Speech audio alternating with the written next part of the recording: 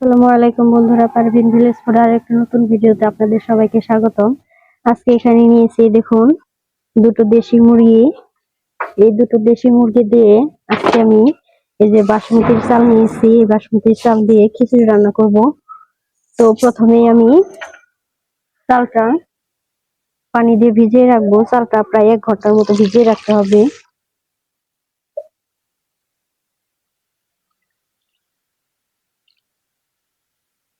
এই যে চালটা ভিজিয়ে রাখলাম, ভিজিয়ে সাইডে রেখে দেব।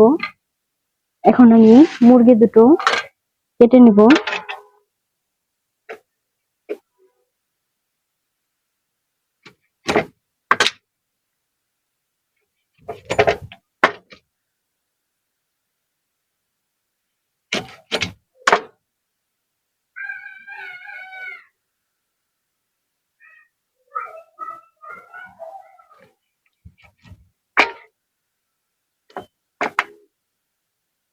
প্রথমে মুরগির চামড়াটা ছাড়িয়ে নিব।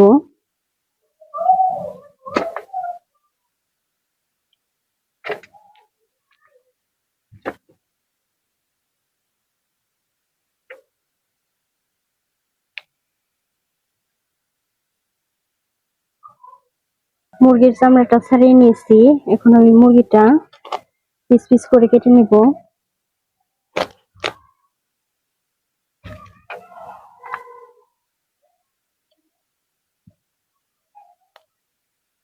দুটো মুরগি আমি এই যে পিস পিস করে কেটে নিয়েছি।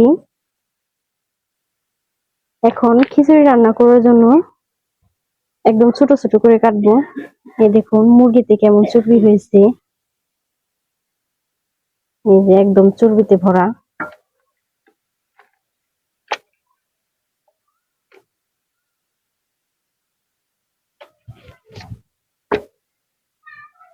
আমি আজকে এরকম বড় বড় করে দিব, খিচুড়িতে বড় বড় পিস করে কেটে নিব।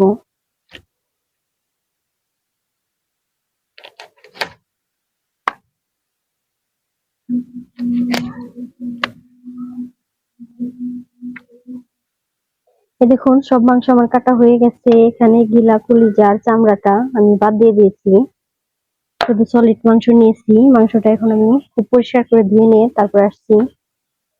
পাতাই দে ফুল জগো পাতাই দি ওগো দুইটা নেবে কি পানি আছে নাকি।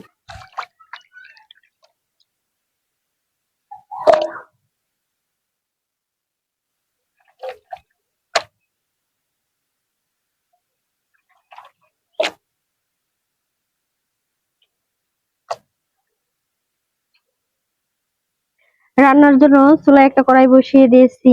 কড়াইটা গরম হয়ে গেছে। কড়াইতে পর্যাপ্ত পরিমাণে তেল দিয়ে দিব।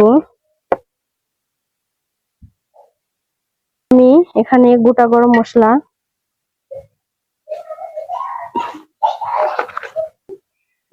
গরম মশলাটা ভালো করে ভাজা হয়ে গেছে। এখানে আমি 1 বাটি পেঁয়াজ কুচি নিয়েছি, দিয়ে দিলাম। পেঁয়াজটা আমি হালকা একটু লাল করে ভেজে নিব। এই যে একদম হালকা করে ভেজে নিয়েছি। এখন এখানে আমি আদা রসুন বাটা দিয়ে দিব। আদা রসুন বাটাটাও পেঁয়াজের সাথে একটু ভেজে নিব।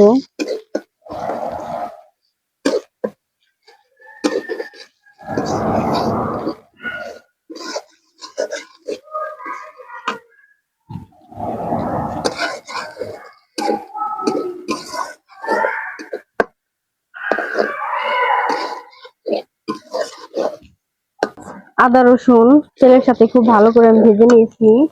এখন এখানে সামান্য পরিমাণে একটু পানি দিয়ে দিব।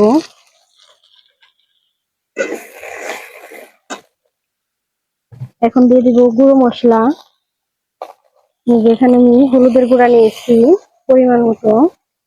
হলুদের গুঁড়া দিয়ে দিব মোটামুটি 1 চামচের মতো। আর দিয়ে দিব শুকনো মরিচের গুঁড়া।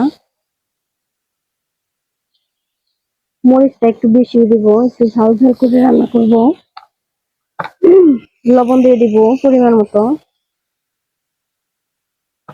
আর এখানে নিয়েছি আমি এখানে জিরার গুঁড়া আর গরম মশলার গুঁড়া একসাথে করা আছে, দিয়ে দিব।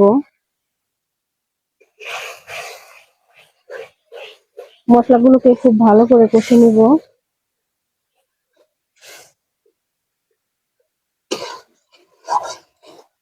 মশলাটা আমি খুব ভালো করে কষিয়ে নিয়েছি, দেখুন তেল উঠে গেছে। এখানে আমি মুরগির মাংসটা খুব ভালো করে ধুয়ে নিয়েছি। পুরো মাংসটা আমি দিইনি, এত মাংস লাগবে না। এখন মাংসটা আমি দিয়ে দিব।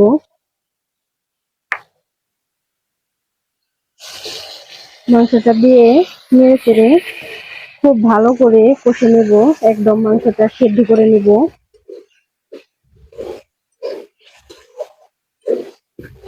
দেখুন কত সুন্দর একটা কালার এসেছে।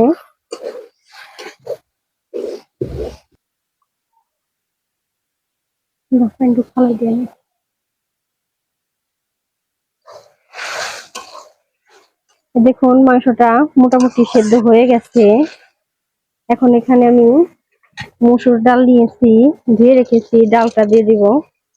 মাংসের সাথে সাথে ডালও সেদ্ধ হয়ে যাবে, কারণ বাসমতি চাল হতে খুব একটা সময় লাগে না, সেজন্য আগেই দিয়ে দিলাম ডালটা।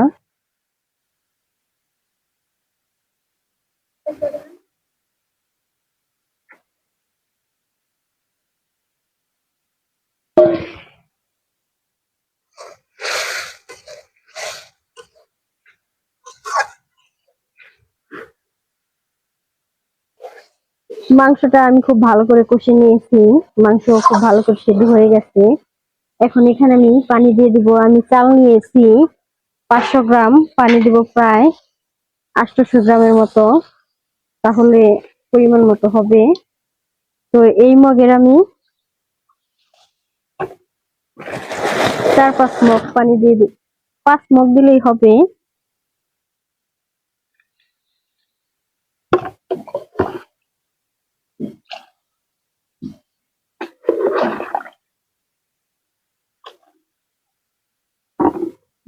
হয়ে গেছে, আর পানি দিব না।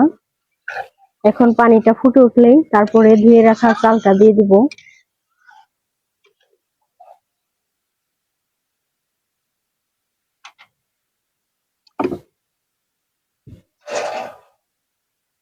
কয়েকটা কাঁচামরিচ আমি কেটে রেখেছি, উপর দিয়ে দিয়ে দিব।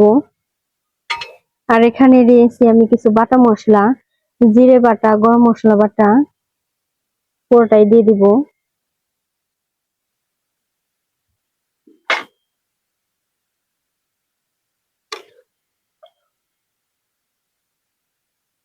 গরম মশলা, জিরে বাটা এগুলো বেটে দিলে আলাদা একটা সেন্ট আসে, সেজন্য গুঁড়ো মশলাও দিয়েছি, আবার বাটা মশলাও দিয়েছি।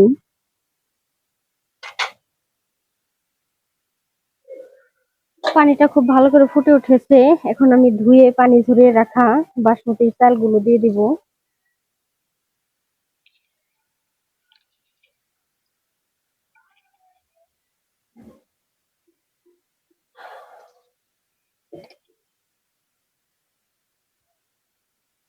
হালকা একটু নেড়ে চেড়ে দেবো, তাহলে চালগুলো তলা পাকিয়ে যাবে।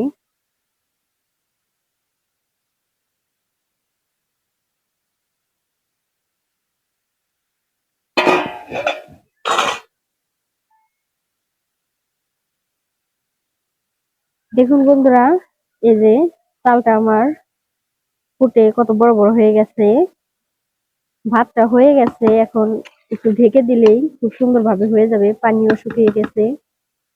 আমি একটা ঢাকনা দিয়ে ঢেকে দেব।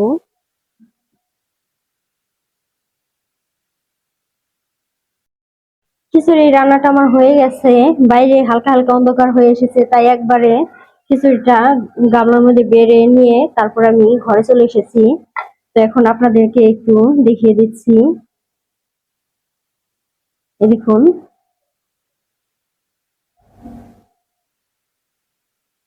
অনেকটা ঝরঝরে হয়েছে, অনেক সুন্দর হয়েছে। খিচুড়ির চালটাও খুব সুন্দরভাবে সেদ্ধ হয়ে গেছে, আর মাংস তো খুব ভালোভাবে সেদ্ধ হয়েছে। খেয়ে দেখবো কেমন হয়েছে।